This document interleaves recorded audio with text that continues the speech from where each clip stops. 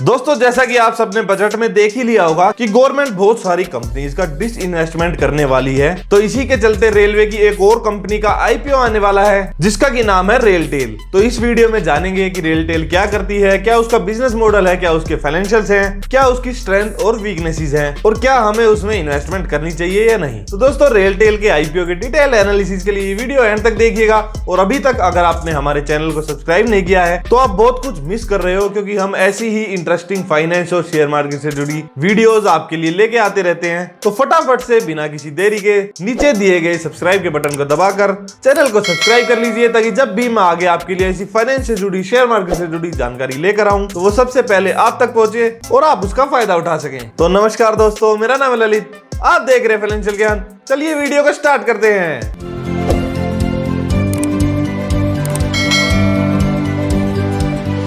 तो दोस्तों रेलटेल कंपनी की अगर हम बात करें तो वो ईयर 2000 में इनकॉर्पोरेट हुई थी, जो कि एक पब्लिक सेक्टर अंडरटेकिंग है जिसको कि गवर्नमेंट ऑफ इंडिया होल्ड करती है और मिनिस्ट्री ऑफ रेलवेज उसका एडमिनिस्ट्रेशन का वर्क संभालती है। ये एक इंफॉर्मेशन और कम्युनिकेशन टेक्नोलॉजी प्रोवाइडर कंपनी है जिसको कि इंडिया में टेलीकॉम के इंफ्रास्ट्रक्चर को बढ़ाने के उद्देश्य से बनाया गया था, और जिस एम को ये पूरा भी कर रही है। इंडिया की one of the largest neutral telecom infrastructure provider ये कंपनी है, जिसके पास की करीब 59,000 किलोमीटर लंबा pan India optical fibre cable का नेटवर्क है, जो कि करीब 6,000 रेलवे स्टेशन को आपस में कनेक्ट करता है। तो इस बात से ही आप अंदाजा लगा सकते हो कि रेलटेल कितने लार्ज स्केल पर काम करता है। उसके अलावा कंपनी के पास एक्सक्लूसिव राइट है 67,000 किलोमीटर के वायर बिछाने का और 7,000 रेलवे स्टेशन को आपस में कनेक्ट करने का। उसके अलावा कंपनी के पास डाइवर्सिफाइड रेंज ऑफ प्रोडक्ट्स हैं, जैसे कि टेलीकॉम नेटवर्क कंपनी प्रोवाइड करती है, टेलीकॉम का इंफ्रास्ट्रक्चर कंपनी प्रोवाइड करती है, डेटा सेंटर, होस्टिंग फैसिलिटीज और ऐसी ढेर सारी सर्विसेज ये कंपनी प्रोवाइड करती है,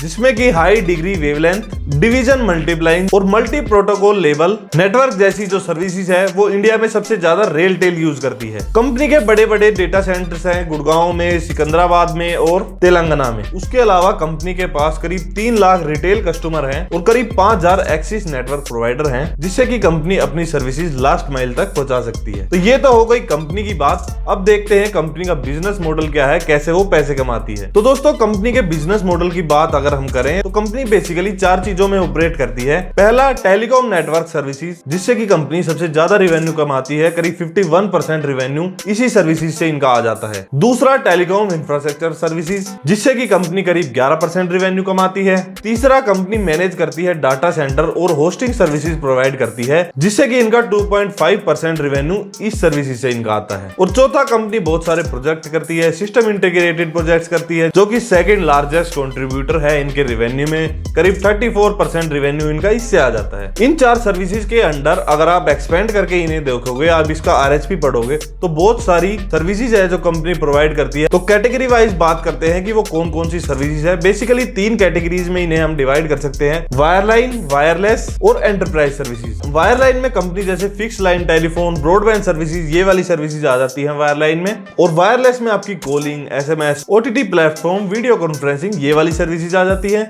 और एंटरप्राइज सर्विसेज में आपकी fibre lease, tower colocation, VPN, VSAT, ILD, NLD, data centre, ये सब सर्विसेज आपकी एंटरप्राइज सर्विसेज में आ जाती है। तो ऐसी दुनिया भर की सर्विसेज है जो ये कंपनी प्रोवाइड करती है और काफी एक बड़ा नेटवर्क है कंपनी का। अब देखते हैं इसकी स्ट्रेंथ और वीकनेसेस क्या है कंपनी को जो इसको यूनिक बनाती है। तो स्ट्रेंथ की अगर हम बात करें तो जैसा कि मैंने आपको बताया, कंपनी का करीब 59,000 किलोमीटर का पैन इंडिया का ऑप्टिकल फाइबर केबल का नेटवर्क है, जो कि करीब 6,000 रेलवे स्टेशन को आपस में कनेक्ट करता है। और आगे भी इनके पास एक्सक्लूसिव राइट है करीब 67,000 किलोमीटर तक इसको लेके जाने का और 7,000 रेलवे स्टेशन को कनेक्ट करने का। दूसरा, कंपनी का डाइवर्सिफाइड पोर्टफोलियो है, ढेर सारी सर्विसेज कंपनी प्रोवाइड करती है। तीसरा, कंपनी की ड्राइवर है रेलवेज की डिजिटल ट्रांसफॉर्मेशन के लिए। रेलवे में जो आप वाईफाई देखते हो, उनकी फैसिलिटीज देखते हो, तो ये कंपनी मेजर रोल प्ले करती है इस फील्ड में। तो जैसे जैसे रेलवेज बढ़ेगी, इस कंपनी की भी ग्रोथ होती जाएगी। चौथा, कंपनी की एक्सपीरियंस और प्रोफेशनल मैनेजमेंट है। कंपनी के एमडी पुनीत चावला के पास 30 इयर्स का एक्सपीरियंस है इस फील्ड में। और पांचवा, कंपनी एक नो डेट कंपनी है,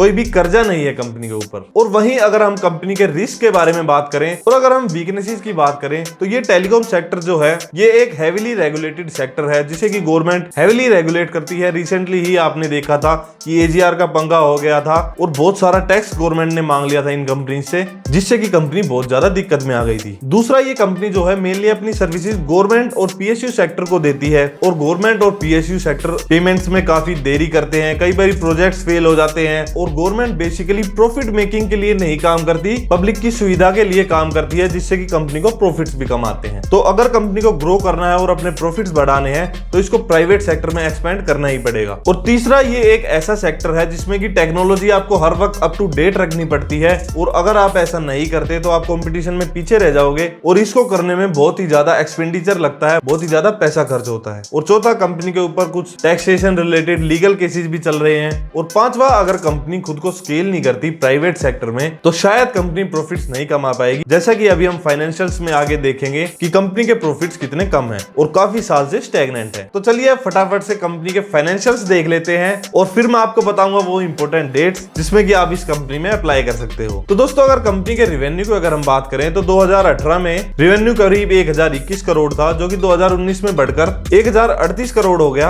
और 2020 में 1166 करोड़ रुपीस हो गया। तो रेवेन्यू तो आपका 7 से 10% तक की ग्रोथ दिखा रहा है, लेकिन अगर हम प्रॉफिट्स को देखें तो 2018 में वो 134 करोड़ थे, 2019 में 135 और 2020 में 141। तो प्रॉफिट्स में हमें ज्यादा बढ़त देखने को नहीं मिल रही। ऐसा इसलिए है क्योंकि गवर्नमेंट कंपनीज प्रॉफिट मेकिंग के लिए कम और पब्लिक की सुविधा के लिए ज्यादा काम करते हैं, तो वो कभी भी पब्लिक से ज्यादा चार्ज नहीं करते। तो जब तक ये कंपनी प्राइवेट सेक्टर में भी खुद को एक्सपेंड नहीं करेगी तब तक शायद ये अपने प्रॉफिट्स नहीं बढ़ा सकती। वहीं अगर हम कंपनी के वैल्यूएशंस की बात करें तो कंपनी का पीई रेशो करीब 21 के करीब आ रहा है और अगर हम इंडस्ट्री के पीई को देखें तो वो भी करीब 20-21 के आसपास चल रहा है। और अगर हम इसको डायरेक्टली इसके पीयर से कंपेयर करें तो ऐसा करना थोड़ा मुश्किल हो जाता है, क्योंकि रिलायंस जियो जो कि इसकी एक पीयर कंपनी है वो तो अलग से लिस्टेड है नहीं, रिलायंस के पूरे ग्रुप में मर्ज होके वो शेयर मार्केट में लिस्टेड है और भारतीय एयरटेल अभी लॉस में चल रही है। तो पीयर कंपनी से कंपेयर कर पाना इसको थोड़ा मुश्किल है। चलिए फटाफट से कंपनी की इंपॉर्टेंट डेट्स देख लेते हैं कि कभी आईपीओ आ रहा है और कितने प्राइस पर आ रहा है। तो दोस्तों 16 से 18 फरवरी को यह आईपीओ ओपन रहेगा और 93 से 94 रुपीज का इसका प्राइस बैंड है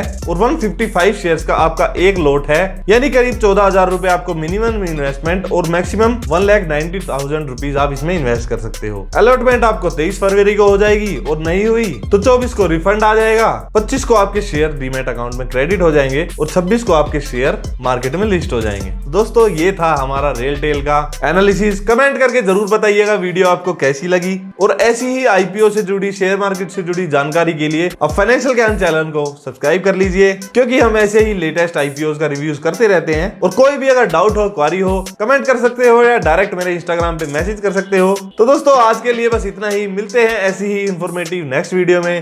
तब तक के लिए जुड़े रहें, बने रहें। Thank you so much.